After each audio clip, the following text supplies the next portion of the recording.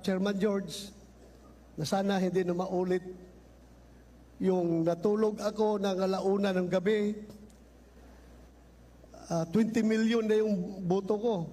Paggising ko sa umaga, naging 16 million. Sabi ko, ninakawan at ako ng 4 million votes Pero you explain it properly, you explain it professionally, so maraming salamat for the clarification. Maayos at matagumpay ang ating eleksyon. Maraming salamat po sa inyong lahat. Thank you very much, Senator Go. Hindi pa ako tapos. Sorry po. Nagpasalamat lang po ako sa inyo. Sorry po. So ito po yung mga nanalo ngayong senatorial race 2025. Balikan natin ang kanilang mga pangako nung sila'y nangampanya. Newly elected senators of the 20th Congress of the Republic of the Philippines. May we request Commissioner Noli R. Pipo to read the proclamation certificate of Senator-elect Maria Imelda Romualdez Marcos. Galit ako kay Lulong. Lulong, linta, ulupong, lasong, oportunistang nasa gobyerno. Ang aking panata, labanan si Lulong. Ang kapangyarihan ay Lulong! Kung walang Lulong, lahat susulong. Ibang tao si BBM, ibang tao si Amy Marcos. Sa mga ginagalang naming commissioner ng COMELEC, sa aking nanay na 96 years old na, at kasama ng aking mga anak na kailanman hindi nagduda na ako'y mananalo. Kay Presidente Duterte, ang ating dating Pangulo, na Oktubre pa lamang, itinaas na ang aking kamay at sa kanyang anak na hanggang sa huling sandali, si VP Inday Sara ay ako'y kinakampanya. Ikinararangal kong maging ika-12 sa listahan ang tumapos sa lahat na ito. Salamat sa inyong lahat. Senator-elect Manuel Mercado Lapid. Batas. Kaya po, ako naman ay nandito ngayon sa harap nyo bilang chairman ng Committee ng Tourism. Palalawigin po natin ang turismo sa buong Pilipinas. Asahan nyo po at apat na term ko na po ito bilang senador at gagawin ko po lahat ng aking magagawa. At sisipagan pa natin, maghanap po tayo ng mga batas na para sa ating mga mamamayang Pilipinong mahihirap. Mabuhay po ang Pilipinas, mabuhay po ang lahat po ng mga Pilipino. Sa inyo po lahat, maraming salamat po. Camille Aguilar Villar. Ako po'y nagpapasalamat sa pag-endorso at suporta at tiwalang ibinigay po sa akin ni VP Sara. I am overwhelmed by this moment because this journey hasn't been easy and my heart is simply filled with love and gratitude. At makakaasa po Isa kayo si Camille Villar na ako tinataas para ang yung kanyang mga pangarap kamay natin kay para VP sa sarili Sara. natin, para sa ating bansa ay makakamit natin ng sama-sama. Certificate of Senator-elect Pilar Juliana Shram Cayetano. Years ang trabaho ko sa budget. Budget ng health, budget ng education. So nagpapatayo tayo, ang dami na nating ospital, pero kulang ang doktor. Aahin natin ang ospital, walang doktor. Be the leaders that this country deserves. So ako po'y nagpapakumbaba muli, nagpapasalamat sa inyong tiwala sa akin, and I am ready to serve my 4th term. Thank you very much. Certificate of Senator-elect Vicente Castelo Soto III. Kung papalaring makabalik sa Senado, hindi ko kukunin ang aking sweldo. Ibibigay ko ito sa mga mahihirap na estudyante para sa kanilang pag-aaral. To thank all those who supported and helped me during this campaign. Gagampanan ko ang tungkulin na inyong binigay sa akin sa abot ng aking makakaya. I will make sure that the budget of the government is used correctly. Hereby proclaim Pamphilo Moreno Lacson. Agenda ni Ping Lacson sa Agrikultura, the Free Irrigation Law, and amending the Organic Agriculture Act of 2010 Coconut Farmers and Industry Trust Fund Act, Public Act 152. Hindi ko makakalimutan yung paulit-ulit na binibilin sa akin or sa amin ng aking mahal na ina. Huwag kayong magnanakaw. Huwag niyong kukunin ang hindi para sa inyo. 20 taon bilang sundalo, 10 taon bilang pulis, at 18 taon bilang senador. Rodante Dizon Marcoleta. Pag nanalo po ang PDP laban, alisin po natin yung mga ayuda na yan. Yun pong kumukonsumo ng kuryente 2,000 isang buwan pababa. Pwede na po nating ilibre yun. Kapag ginawa natin yung 2,000 pesos worth of electricity consumed in 1 month pababa, ang maseservisyohan natin no less than 27 million Filipinos. Parehas, walang korupsyon sapagkat diretso sa inyo. Walang makakapagpasikat kasi wala nang magbibigay sa inyo. Kasi ngayon, nagbibigay. Akala mo naman ang galing sa bulsa nila yung perang binibigay sa inyo. At sa pagkakataong makapaglingkod bilang isang senador ng ating bansa, ang tagumpay na aking nakamit ay tagumpay po nating lahat. Para sa akin po, ito ay tagumpay na rin ng pag-iral ng demokrasya sa ating bansa. Ang pagtitiwalang ito ay hindi katuparan ng isang karangalan na ikinawad sa akin. Higit sa lahat, pagsisikapan ko po ito ay aking balikatin hanggang sa aking mapatunayan sa inyong lahat na ako po ay karapat-dapat sa ikinawad ninyong pagtitiwala. Ang kailangan po natin ngayon ay pagtutulungan, hindi hidwaan. Ang kailangan po natin ay hindi paligsahan ng akusasyon, kung hindi paghanap at pagtuklas ng mabisang pamamaraan tungo sa kaunlaran. Ang 6 na taon na ibinigay po ninyo sa akin ay hindi tungkol sa paggamit ng kapangyarihan, kundi sa pangingibabaw ng tapat na paglilingkod na inaasahan at inaasam ng ating mga kababayan.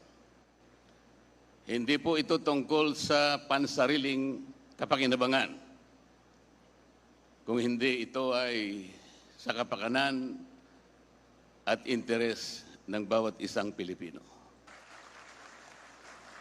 Senator-elect Francis Pancratius Nepomuceno Pangilinan. Kiko proposes free birth pass for student if elected. Yan po ang pangako ni Kiko ng kanyang kampanya at tiyak maraming nag-aabang niya. Hindi po nakarating sa proklamasyon si Senator-elect Kiko Pangilinan dahil dumalo po siya sa graduation ng kanyang anak sa Amerika. Pero nandito po sa stage yung kanyang mga kaanak at tinanggap yung kopya ng kanyang proclamation. Si Kiko po at si Shawi, pangkasalukuyan pong nag-attend ng graduation po ng kanilang pangalawang anak po, si Kaki, at nasa Amerika pa po ang pamilya. Ang kasama ko po ngayon, yung Tres Marias na ate ni Kiko. Elect Erwin Tesiba Tulfo.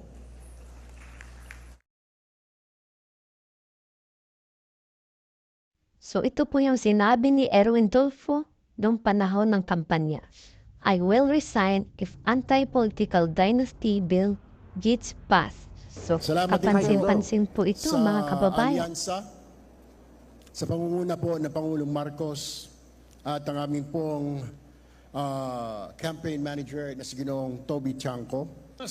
I ask my fellow senators, let us set aside our political differences for the sake of our nation and our people. And let us work together to resolve the problems before us. Senator-elect Ronald Marapon de la Rosa. Isa lang ang sasabihin ko sa inyo. Kung gusto ninyo na magkakaroon kayo ng na hindi hawak sa liig, hindi hawak sa ilong, na kung sino man, hindi hawak ng Malacanang, hindi hawak ng ibang branches of government, isang Senado na independente at talagang sinusunod ang doktrina ng checks and balances na magbabantay sa mga pang-abuso ng ibang yung branch of government. Senator-elect. Ladies and gentlemen, good afternoon. First of all, I would like to congratulate the COMELEC for a job well done. Pakiusap ko lang, Chairman George, na sana hindi na maulit yung natulog ako ng alauna ng gabi. 20 million na yung boto ko. Paggising ko sa umaga, naging 16 million. Sabi ko, ninakawan ata ako ng 4 million votes Pero you explain it properly, you explain it professionally, so maraming salamat for the clarification. I would also like to congratulate my Duterte PDP party mates for fighting a good fight. Marami akong natutunan sa inyo. Natutunan ko sa inyo na pwede pala tayong mahalin ng taong bayan kahit wala tayong daladalang ayuda. Thank you for giving me that lesson. Yun po ay protest vote sa kinahinatnan ng ating dating Pangulong Duterte. Kaya nasaan ka man ngayon, President Duterte, sir, I dedicate this victory to you. Maraming salamat po. At kay Vice President BP Sara, maraming salamat sa iyong patuloy na encouragement and motivation na binibigay sa amin. Thank you for the inspiration. At sa lahat ng Pilipino, ako po'y magsasabi na hindi ko po kayo bibiguin. Itaga nyo sa bato. Maraming salamat. Senator-elect Paulo Benigno Aguirre Aquino IV. Kolehiyo, siguradong trabaho, yan po yung kompletong reforma. Yan po ang misyon ni Senator Bam Aquino. Nagtanong po sa atin na reporter, tinanong po niya, Senator Bam, anong mensahe mo sa mga magulang na nakikinig? Ang sabi ko po, at ito po yung aking simpleng pangako, araw-araw na tayo po'y nasa Senado, araw-araw na tayo po'y nandoon, kasama po ng mga kasama ko po dito, araw-araw po naming iisipin, araw-araw pong nasa puso, araw-araw po kaming magtatrabaho para sa kapakanan ng inyong mga anak. Kung paano po sila magtatapos, kung paano po sila magkakatrabaho, kung paano po aangat ang buhay ng kabataang Pilipino at aangat ang buhay ng bawat Pilipino. Yan po yung simpleng pangako ni Senator Bam Aquino at kasama po ng mga kasama ko, araw-araw po kaming magtatrabaho para po sa inyo. Maraming salamat po muli. Mabuhay ang Pilipinas. Senator-elect Christopher Lawrence Tesoro Go. Kung sakaling papalarin, unahin ko pa rin ang health, no? Health is wealth. Tututukan ko po ang PhilHealth, Malasakit Center, batas naman po yan, Super Health Center.